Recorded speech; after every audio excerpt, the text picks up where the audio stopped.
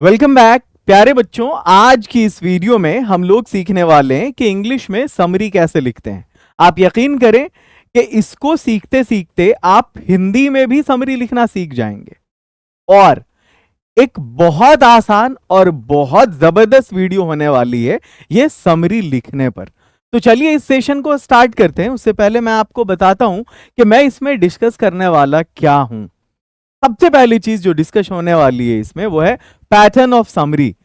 आप जब समरी लिखने जाते हैं तो उसकी स्टार्टिंग कैसी होनी चाहिए, उसकी एंडिंग कैसी होनी चाहिए, बीच का जो पोर्शन है, जो बॉडी है, वो कैसा होना चाहिए।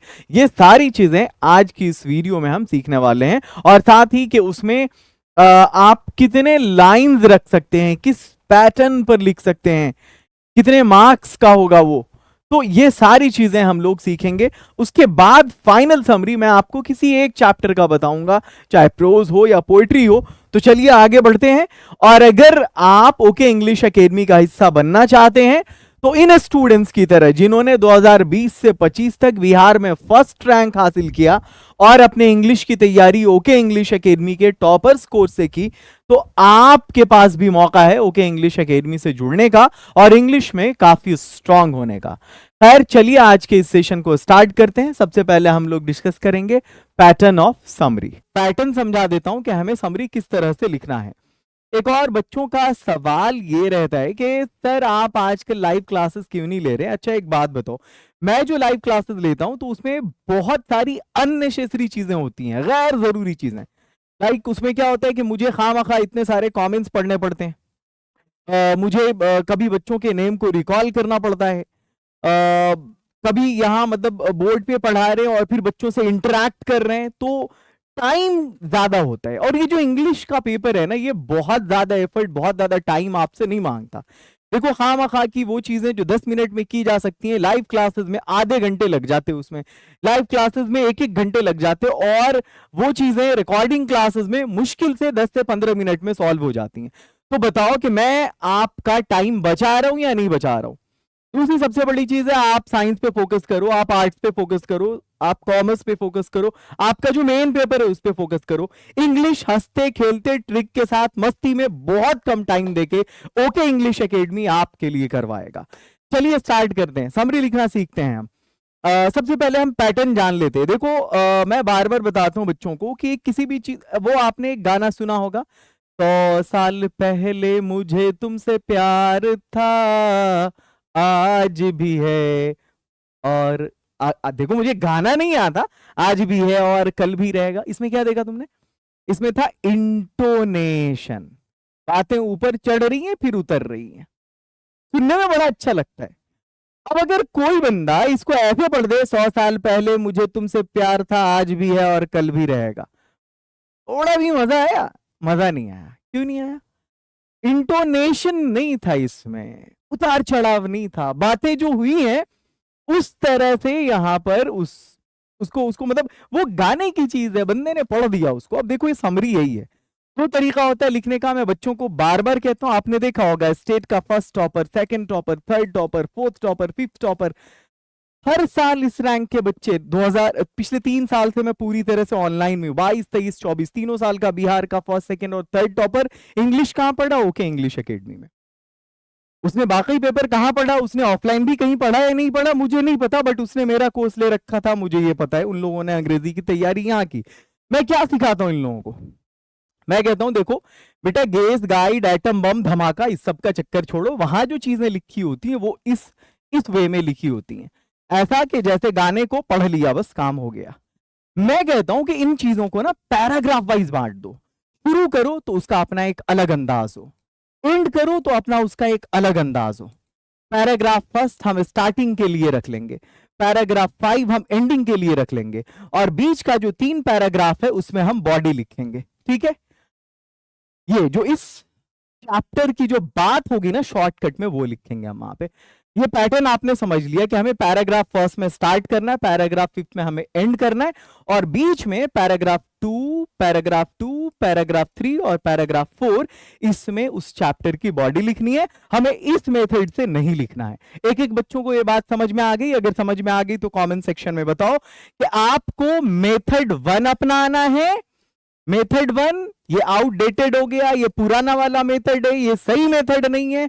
ये मेथड 2, आपको कौन सा मेथड अपनाना है? M1 या M2? कमेंट सेक्शन में बताओ, मैं वेट कर रहा हूं, मैं देख रहा हूं, कमेंट्स देखता हूं मैं। चलो देखो यहां पे, अब मैं बात करता हूं इस ट्रिक का जो मैं आपको देने वाला हूं, जो मैंने अपने पिछले बच्चों को बताया था। आप इसको फॉलो करेंगे, आप बहुत शानदार लिखेंगे। पूरे 21 चैप्टर की समरी, 21 चैप्टर की समरी, 21 चैप्टर की समरी 5 मिनट में अभी मैं सिखा दे रहा हूं A to Z स्टूडेंट को। आप चाहे इंडियन सिविलाइजेशन एंड कल्चर की समरी लिख रहे हो, या फिर आप अपने last poem my grandmother's house की समरी लिख रहे हो, माई ग्रैंड मदर्स हाउस, पूरे 21 चैप्टर में किसी भी चैप्टर की समरी लिख रहे हो, बस एक ही फॉर्मेट है, इसी को फॉलो करना। सबसे पहले जो खाली जगह है ना, यहां पे चैप्टर का नाम आएगा, ये पहली खाली जगह में यहां पे चैप्टर का नाम आएगा। दूसरी खाली जगह में ये पहली खाली जगह चैप्टर का नाम, दूसरी खाली जगह में टाइप, तीसरी खाली जगह में राइटर का नाम आएगा, ये तीसरी खाली जगह, चौथी खाली जगह में वर्क आएगा, पांचवी खाली जगह में कंट्री आएगा, और छठी जो खाली जगह उसमें थीम आएगा, मतलब कौन से टॉपिक पे बात की गई है। स्टार्ट करें? चलो देखो, सबसे पहले हम अपने पैराग्राफ को इस तरह से स्टार्ट करेंगे, अपनी समरी को इस तरह स्टार्ट करेंगे। Dot dot is a an dot dot by dot dot he or she was a dot dot of dot dot in the present piece he or she has dot dot। मतलब अब देखो यहाँ पे जो पहली खाली जगह, यहाँ चैप्टर का नाम हम डालते हैं, हमारे चैप्टर का नाम क्या है भाई? Indian civilisation and culture. दूसरी खाली जगह में टाइप इज क्या है? तो Indian civilisation and culture A नहीं बल्कि एन होगा, क्योंकि ये एस्ते है। वाई, राइटर कौन है इसके? महात्मा गांधी हैं, तो आप लिखेंगे महात्मा गांधी। अब चलते हैं ही या शी, तो शी को काटिए, ही वॉज अ, क्या थे वो? वर्क बताइए उनका, तो a great freedom fighter. Of country बताइए, कहां के थे वो? इंडिया के थे। In the present piece he, she नहीं होगा, ही होगा, हैज, क्या किया है उन्होंने? थीम बताइए, तो उन्होंने तुलना किया है, he has compared Indian civilisation to the western civilisation.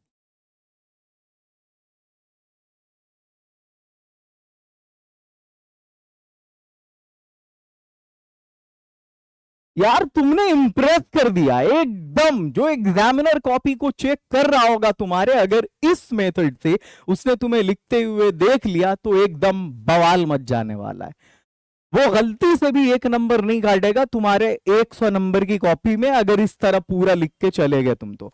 Objective में 50 में 55 आएगा, इसकी तो पूरी गारंटी है। सब्जेक्टिव में भी 1 नंबर नहीं छूटेगा तुमसे। जो तरीका बता रहा हूं वैसे लिखना।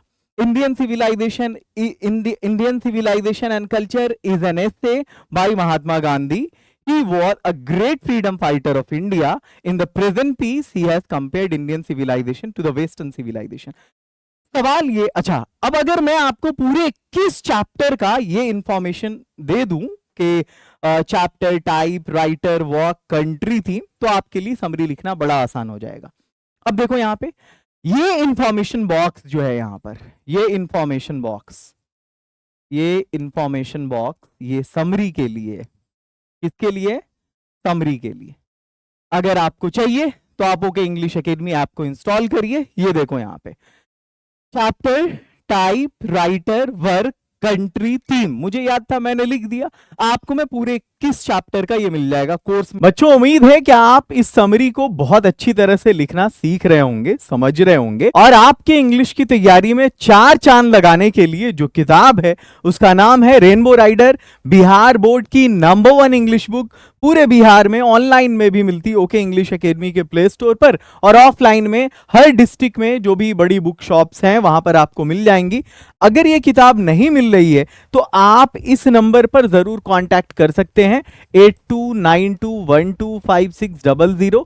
ये अकेडमी का नंबर है, आप पता कर लेंगे आपके डिस्ट्रिक्ट में ये किताब कहाँ मिलती है। इंग्लिश में रेनबो राइडर और हिंदी में तरंग। और अगर आप आर्ट्स के स्टूडेंट हैं, 26 में एग्जाम देने वाले हैं, तो मिशन 26 से जरूर जुड़िए।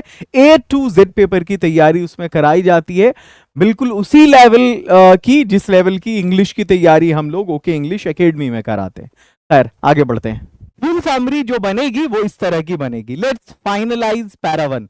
पैरा 1 को हम लोग फाइनलाइज करते हैं। फाइनल होने के बाद समरी कुछ इस तरह की बनी, आप देख लो एक झलक। Indian civilization and culture is an essay by Mahatma Gandhi. He was a great freedom fighter. In the present piece, he has compared Indian civilization to the Western civilization. एक बात बताऊं मैं, कहीं से कॉपी चेक करने वाले को ये नहीं लगेगा कि तुमने इसमें चोरी की है। उसको लगेगा 100% ये तुम्हारी अपनी क्रिएशन है, तुमने खुद से किया है इसको।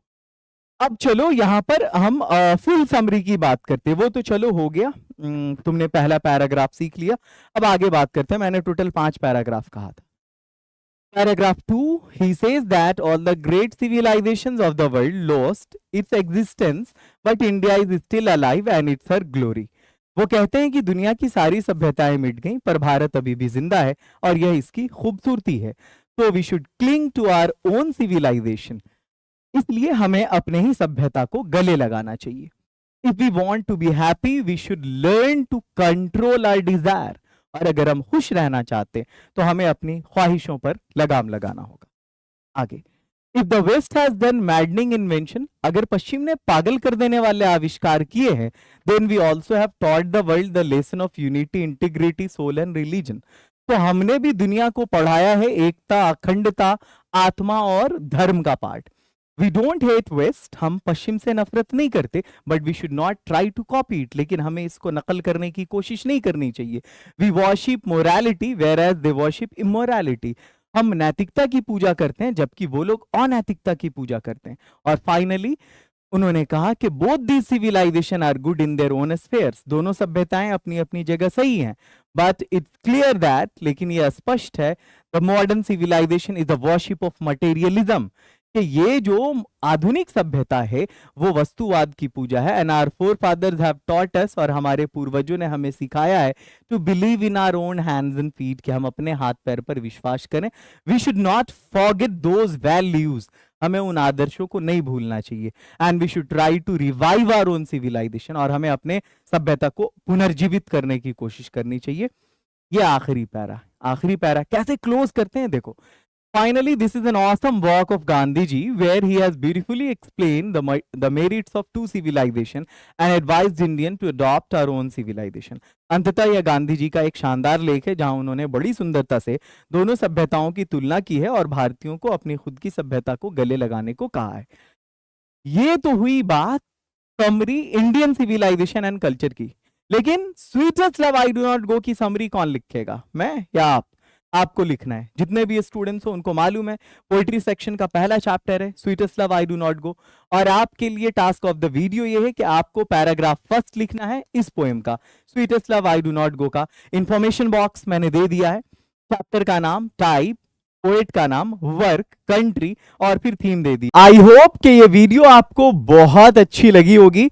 आप इसे अपने दोस्तों से शेयर भी कर दें। अगर आपने लाइक नहीं किया है तो लाइक कर दें, और आपके जो जूनियर्स हैं या आपके छोटे भाई बहन हैं अगर 11th में हैं और उनको अपना फाउंडेशन स्ट्रांग करना है, पूरे बिहार में सबसे स्ट्रांग इंग्लिश करनी है, सीबीएसई वालों से अच्छी इंग्लिश करनी है, तो आप उन्हें सजेस्ट करिए कि वो फाउंडेशन कोर्स से जरूर जुड़े। वो इस लायक बन जाएंगे कि वो जो साइंस की एनसीईआरटी की किताब है उसको भी पढ़कर समझ सकते हैं। आप 12th में हैं, आप टॉपर्स कोर्स से जुड़ें, और जो स्पीकिंग करना चाहते हैं उनके लिए हमारे पास है डायमंड कोर्स। मैं अपने इस वीडियो को यहीं पर एंड करता हूं।